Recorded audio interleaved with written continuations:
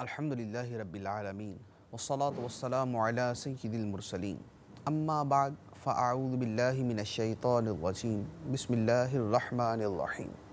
الصلاة والسلام علیک یا رسول اللہ وعلی آلک و اصحابک یا حبیب اللہ الصلاة والسلام علیک یا نبی اللہ وعلی آلک و اصحابک یا نور اللہ۔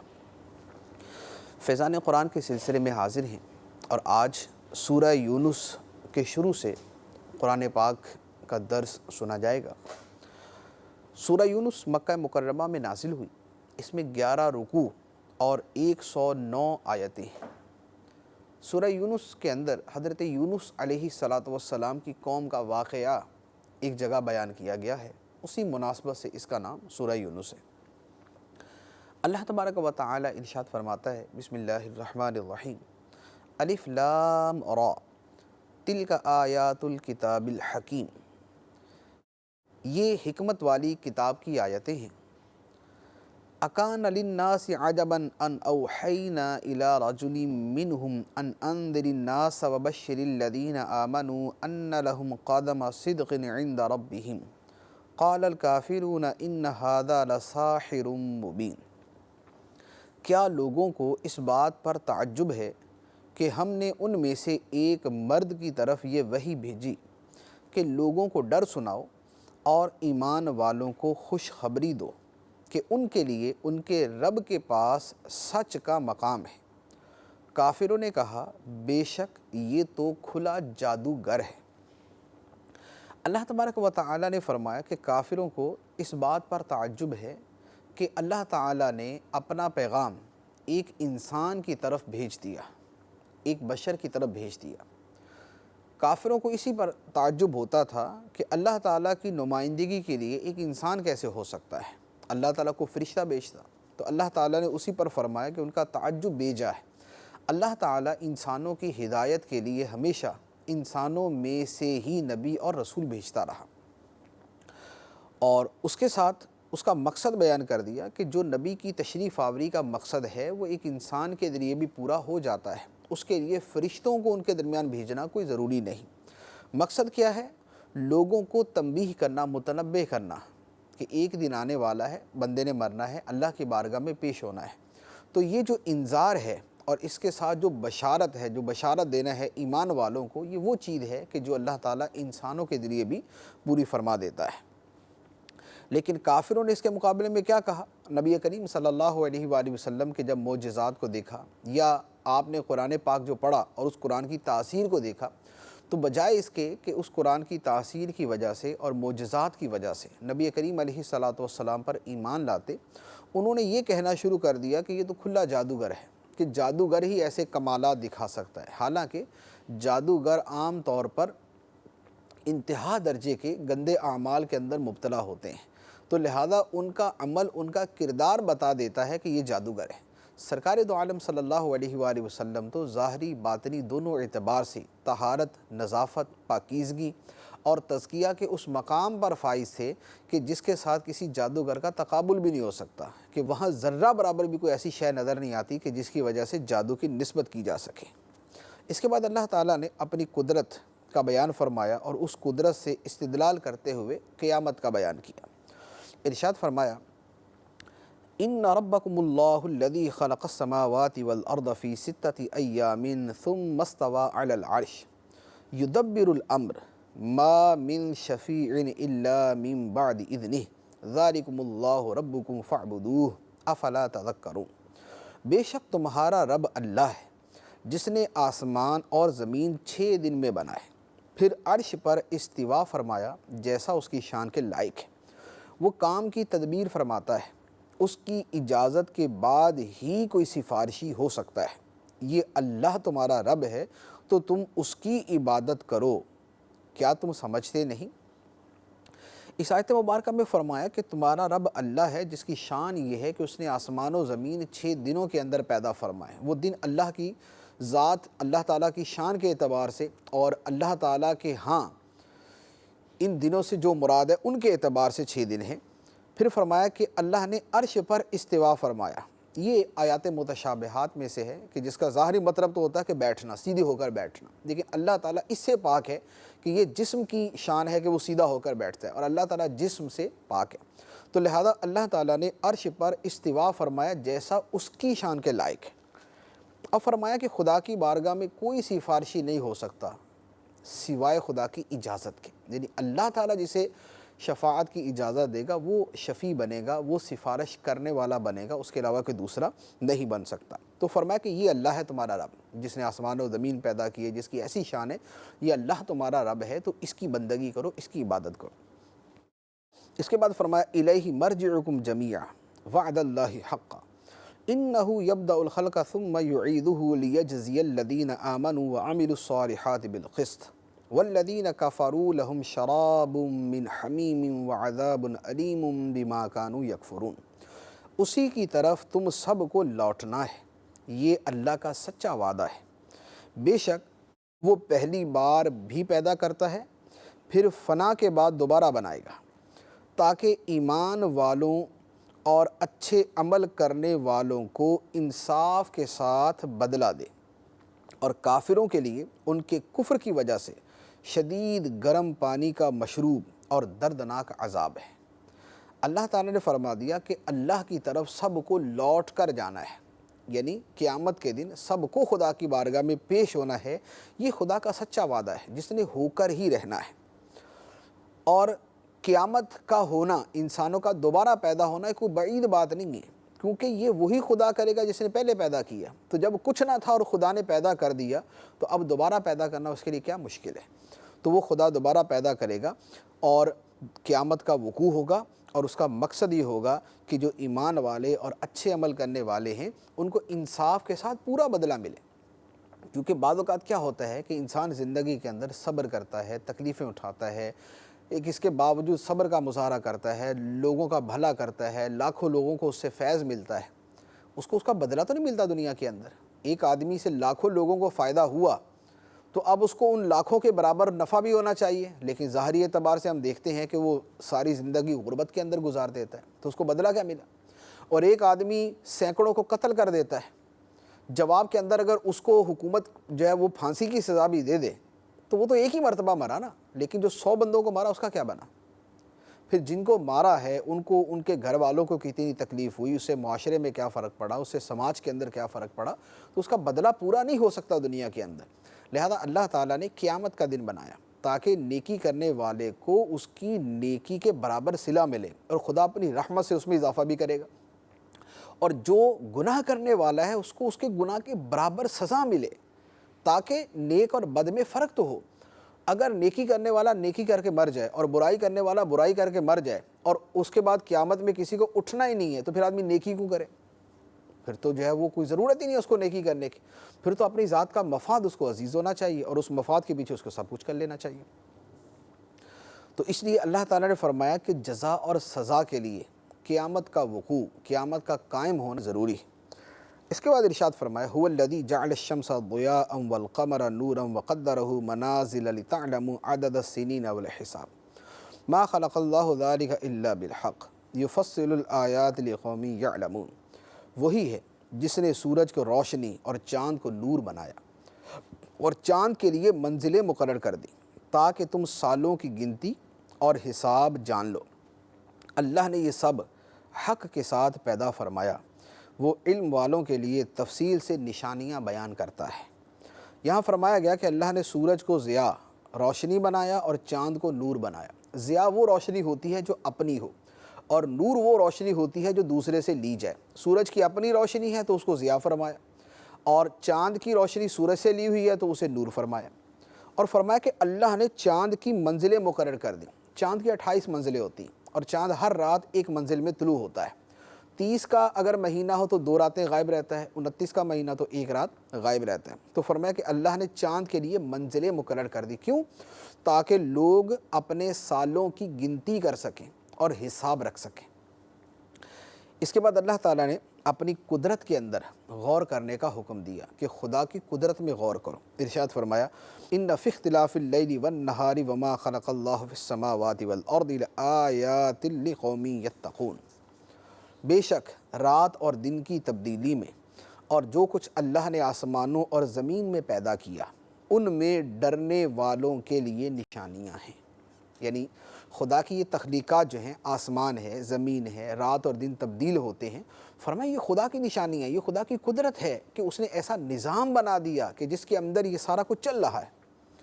آسمان و زمین ہے، رات دن کی تبدیلی ہے، یہ خدا کی نشانی ہے اس کے اندر، لیکن کن کے لیے؟ جو ڈرنے والے ہیں، کیونکہ ڈرنے والے سیدھا اثر لیتے ہیں، ان نشانیوں کو دیکھتے ہیں تو صحیح اثر لیتے ہیں، ورنہ وہ لوگ بھی ہیں جو الٹا اثر لیتے ہیں، جیسے بہت سارے سائنسداں کہ آسمان و زمین کے وسیع نظام کو دیکھ کر یہ کہتے کہ چونکہ مخلوق موجود ہے تو خالق بھی ہونا چاہیے، اشیاء موجود ہے تو بنانے والا بھی ہونا چاہیے۔ وہ یہ جو سیدھا سیدھا ایک عقلی استدلال ہے، اس استدلال کی بجائے الٹا خدا کے منکر ہو کر بیٹھ گئے کہ نہیں، یہ ساری کائنات خود بخود وجود میں آ گئی۔ یعنی یہ عجیب و غریب بات ہے، ایک جوتا خود نہیں بنتا، ایک جھاڑو خود نہیں بنتا، ایک کپڑا خود سل نہیں جاتا، ایک فصل جو ہے وہ خود بخود اگ نہیں جاتی۔ جب یہ چھوٹی چھوٹی چیز، ایک سوئی جو ہے، جو سوئی پرونے کے کام آتی ہے یا سینے کے کام آتی ہے، وہ ایک سوئی خود بخود نہیں بنتی۔ سوئی ہے تو اس کا مطلب ہے کہ اس کو بنانے والا کوئی ہے۔ تو جب ایک سوئی کا بنانے والا ہونا ضروری ہے ورنہ سوئی نہیں بن سکتی، تو اتنی بڑی کائنات بغیر کسی پیدا کرنے والے کے کیسے وجود میں آ گئی؟ تو اللہ تبارک و تعالیٰ نے قرآن پاک میں جگہ جگہ ان باتوں کو بیان فرمایا کہ مخلوق ہے تو خالق بھی ہے، اشیاء موجود ہیں تو ان کو پیدا کرنے والا، ان کو وجود میں لانے والا بھی ہونا ضروری ہے۔ اس کے بعد اللہ تعالیٰ نے کافر اور مسلمانوں کی حالت کو بیان فرمایا، ارشاد فرمایا ان الذين لا يرجون لقاءنا ورضوا بالحياة الدنيا واطمأنوا بها والذين هم عن آياتنا غافلون اولئك مأواهم النار بما كانوا يكسبون۔ بے شک وہ لوگ جو ہم سے ملنے کی امید نہیں رکھتے اور دنیا کی زندگی پسند کر بیٹھے اور اسی پر مطمئن ہو گئے، اور وہ جو ہماری آیتوں سے غافل ہیں، ان لوگوں کا ٹھکانہ ان کے اعمال کے بدلے میں دوزخ ہے۔ یعنی جو حالت بیان کی کہ آخرت کی ان کو کوئی امید ہی نہیں ہے، یعنی عقیدہ ہی نہیں ہے ان کا، دنیا کی زندگی پسند کر بیٹھے، دنیا پر ہی مطمئن ہو گئے، خدا کی نشانیوں سے غافل ہو گئے، آیتوں سے غافل ہو گئے۔ فرمایا کہ ان کا ٹھکانہ جہنم ہے ان کے عملوں کی وجہ سے۔ یہ خدا کا عدل ہے، انصاف ہے کہ ان کے عملوں کی وجہ سے ان کے لیے جہنم ہے۔ اور جو چیزیں بیان کی ہیں، مسلمان اس درجے کے اندر تو ان چیزوں کا مرتکب نہیں ہیں جس درجے میں کافر ہیں، لیکن تھوڑی سی غور کرنے کی بات ہے کہ اتنا تو بہرحال ہے کہ مسلمان آخرت کو یہ تو نہیں ہے کہ عقیدہ نہیں رکھتے، لیکن بھولے ہوئے ضرور ہیں، اور دنیا کی زندگی کو پسند کر بیٹھے اور اسی پر مطمئن ہو گئے اور خدا کی آیتوں سے، قرآن سے غافل ہیں۔ تو ایک درجے کے اندر یہ چیزیں جو ہے یہ عام مسلمانوں کے اندر بھی پائی جاتی ہیں، اس سے اجتناب ضروری ہے۔ اب مسلمان جو حقیقتاً سچے اچھے مسلمان ہیں، اللہ تعالیٰ نے ان کا بیان کیا،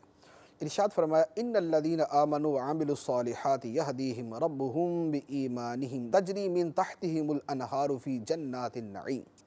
دعواہم فیہا سبحانک اللہم وتحیتہم فیہا سلام وآخر دعواہم ان الحمد للہ رب العالمین۔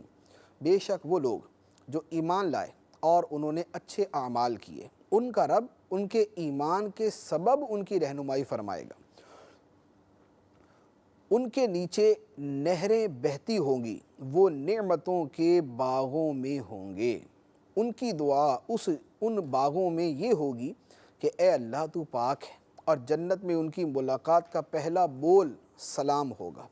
اور ان کی دعا کا خاتمہ یہ ہے کہ تمام تعریفیں اس اللہ کے لیے ہیں جو تمام جہانوں کا پالنے والا ہے۔ یعنی فرمایا کہ جو ایمان والے ہیں اور اچھے عمل کرنے والے ہیں، یہ اب یاد رکھیے گا کہ قرآن پاک کے اندر ایمان کے ساتھ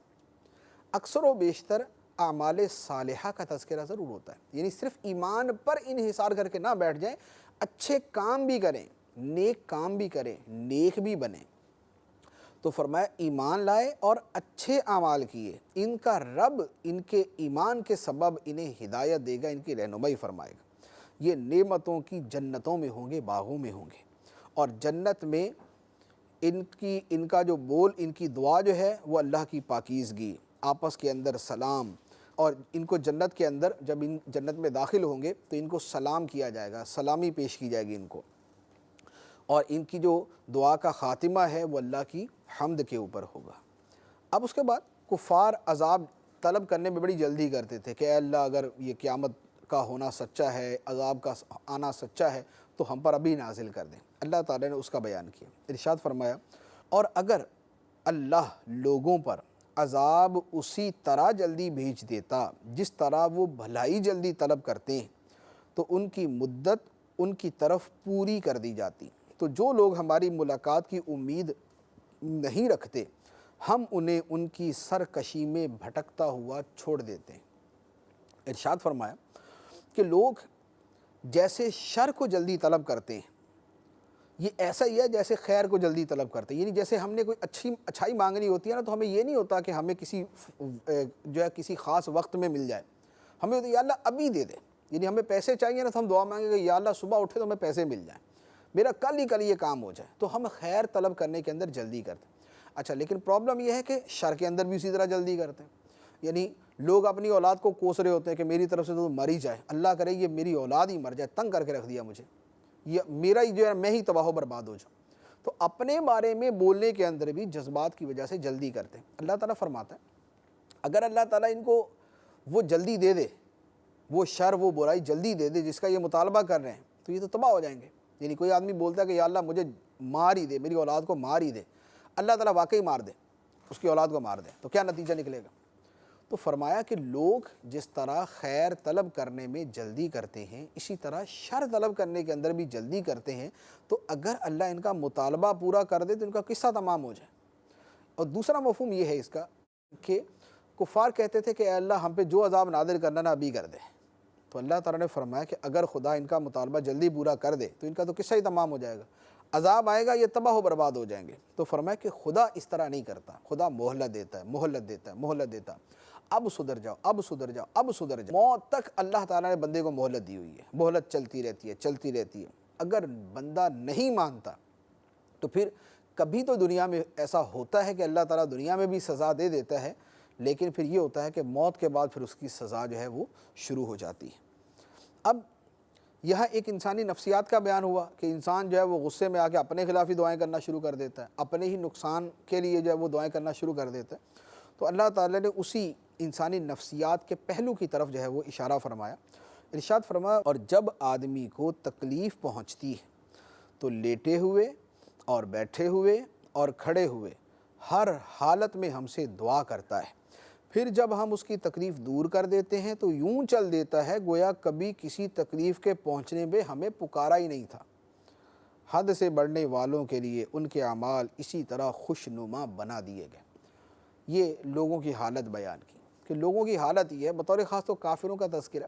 مشکل آتی ہے تو کھڑے بیٹھے لیٹے ہر وقت یا اللہ کرم، یا اللہ کرم، یا اللہ کرم، یا اللہ مدد کرنا، یا اللہ مدد کرنا، اور جب وہ پریشانی دور ہو جاتی ہے تو پھر طرز عمل ایسا ہو جاتا ہے کہ گویا اس نے کبھی خدا کو مدد کے لیے پکارا ہی نہیں تھا۔ کافروں میں تو بدرجہ اتم یہ چیز پائی جاتی تھی، لیکن افسوس یہ ہے کہ مسلمانوں میں بھی اس شے کی کمی نہیں ہے۔ ہمارے یہاں بھی مصیبت آتی ہے تو نوافل بھی شروع، صدقات بھی شروع، نمازیں بھی شروع، تہجد بھی شروع، دعا بھی شروع، قرآن کی تلاوت بھی شروع، گھر میں آیت کریمہ کا ختم بھی شروع، سارے کام شروع کر دیتے ہیں۔ جب وہ مصیبت نکلی تو اگلے دن سے دوبارہ گھر کے اندر فلم چل رہی ہوتی،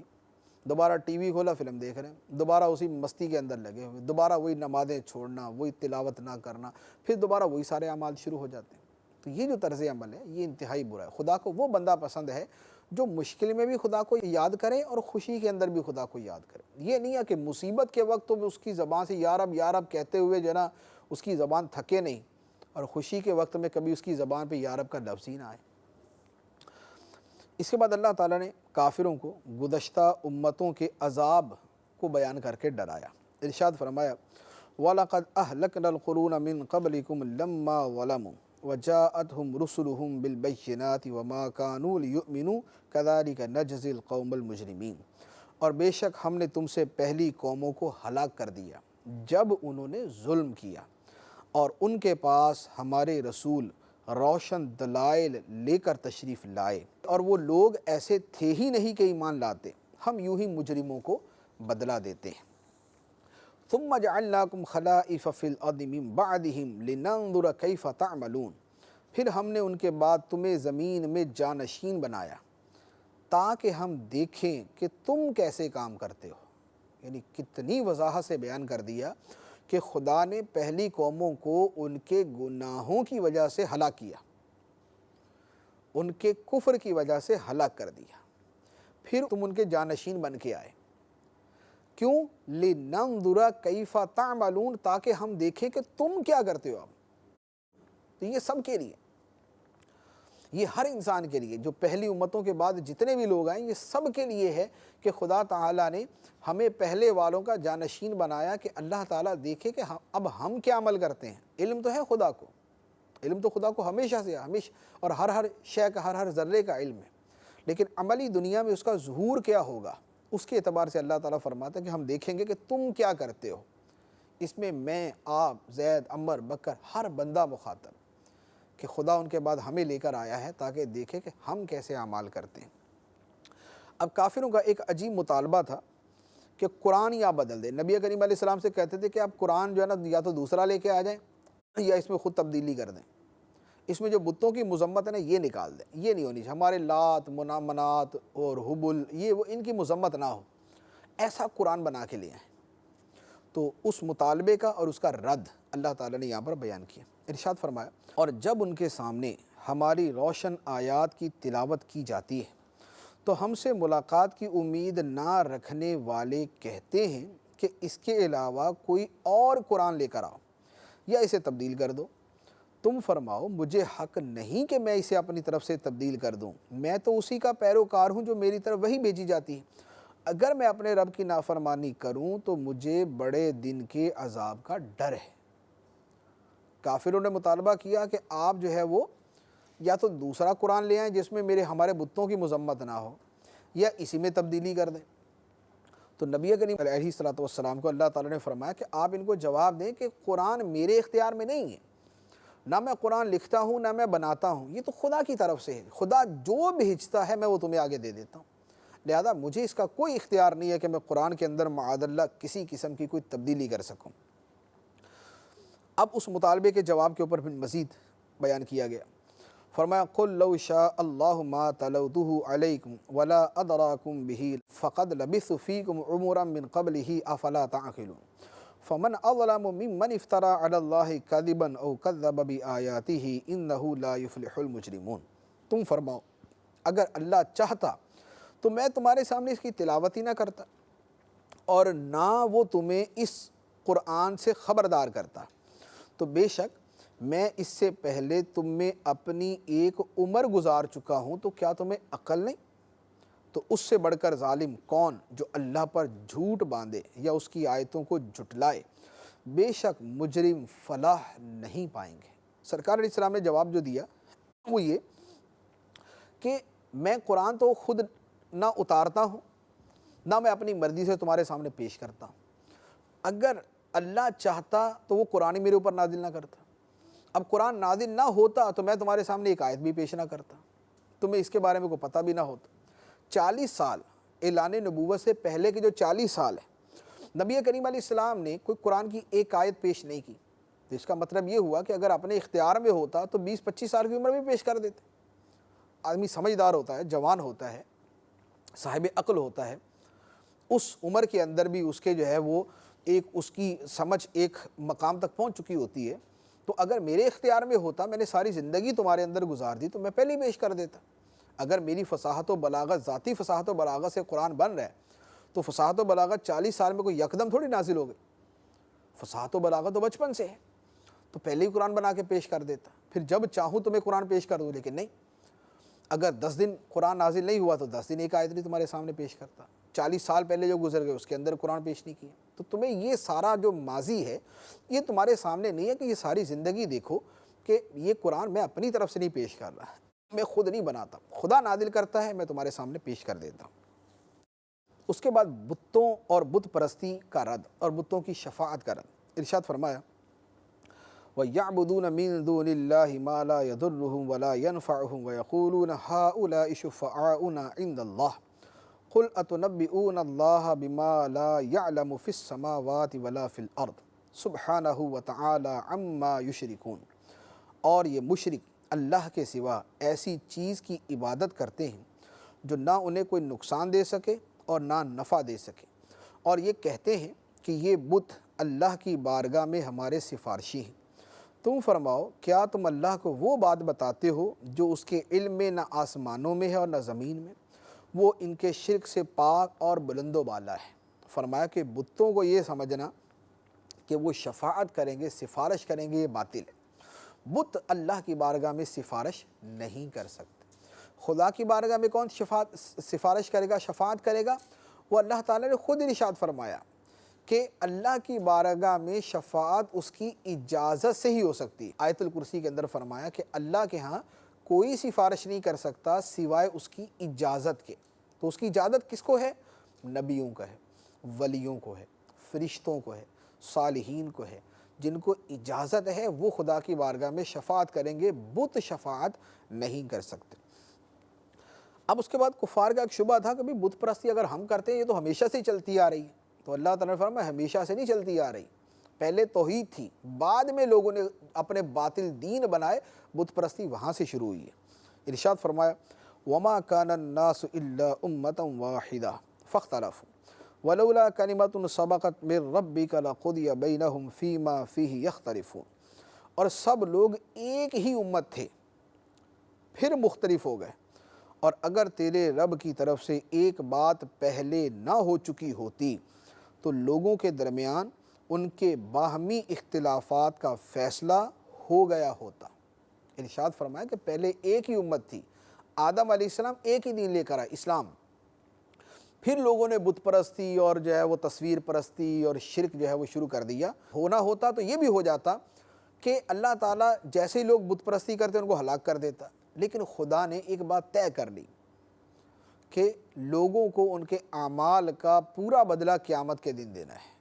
تو اس لیے ان کا عذاب دنیا کے اندر مؤخر کر دیا گیا، ورنہ ہوتا یہ کہ ادھر بت پرستی کرتے اور ادھر خدا ان کو ہلاک کر دیتا۔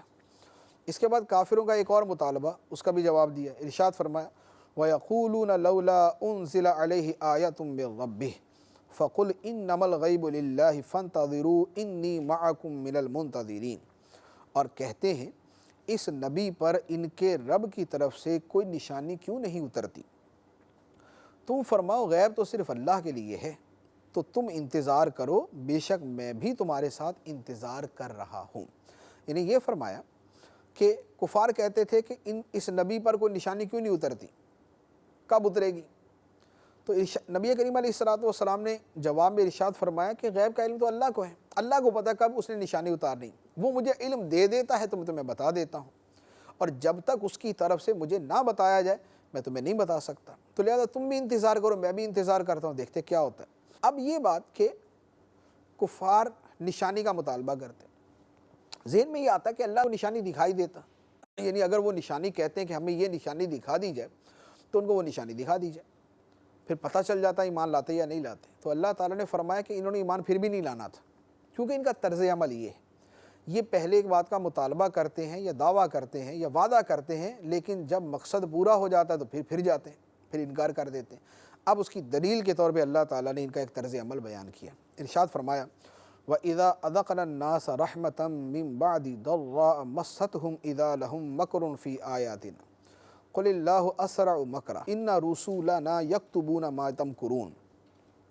هُوَ الَّذِي يُسَيِّرُكُم فِي الْبَرِّ وَالْبَحْرِ حَتَّى إِذَا كُنتُمْ فِي الْفُلْكِ وَجَرَيْنَ بِهِم بِرِيحٍ طَيِّبَةٍ وَفَرِحُوا بِهَا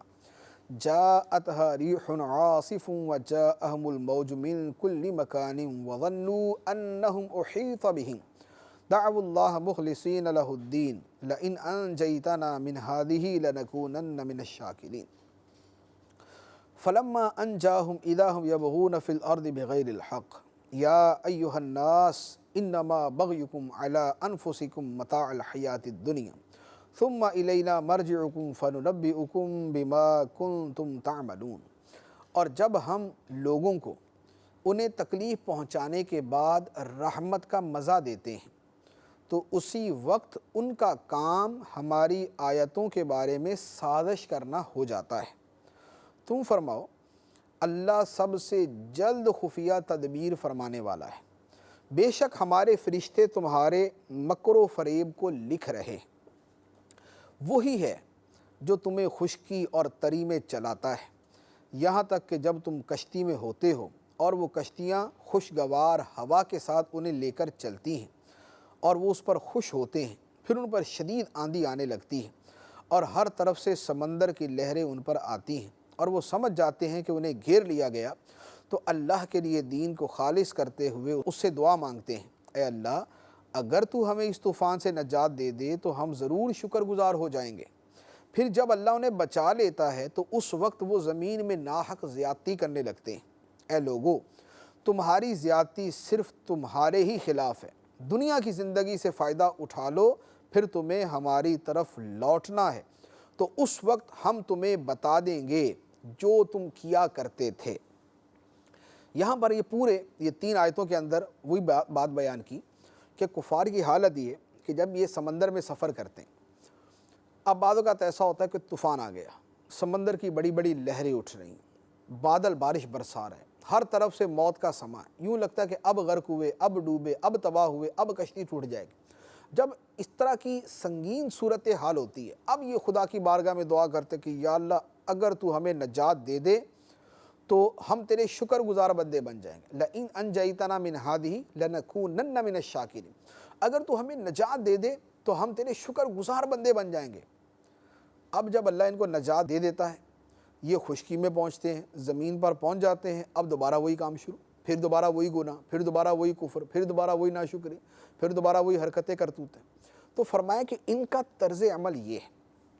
اور یہ کیا ہے؟ یہ دنیا کی محبت میں گم ہو جاتے ہیں، دنیا کی لذات کے اندر گم ہو جاتے ہیں۔ تو فرمایا کہ یہ جو تمہاری سرکشی، بغاوت، غفلت ہے، ان سب کا وبال تمہارے ہی اوپر آئے گا، ان غفلتوں کا، ان سرکشیوں کا، ان برائیوں کا وبال تمہارے ہی اوپر آئے گا۔ یہ دنیا کی زندگی ہے، جتنا مزہ اٹھانا اٹھا لو، یعنی یہ ایک قسم کی وہ ہے دھمکی ہے کہ جتنا مزہ اٹھانا اٹھا لو، لوٹ کے تو ہمارے پاس ہی آنا ہے، پھر دیکھنا کیا نتیجہ نکلتا ہے۔ تو ان چیزوں کے ذریعے بتایا کہ یہ پہلے اقرار کرتے ہیں پھر انکار کرتے ہیں، تو اگر ان کے مطالبے پر ہم کوئی نشانی دکھا بھی دیں تو پہلے تو مطالبے کر رہے ہیں لیکن نشانی دکھا دیں گے تو پھر انکار کر جائیں گے۔ اللہ تبارک و تعالی ہمیں جو سنا ہے اسے سمجھنے، دل میں جگہ دینے، اس پر عمل کرنے کی توفیق عطا فرمائے، آمین بجاہ النبی الامین صلی اللہ علیہ وسلم۔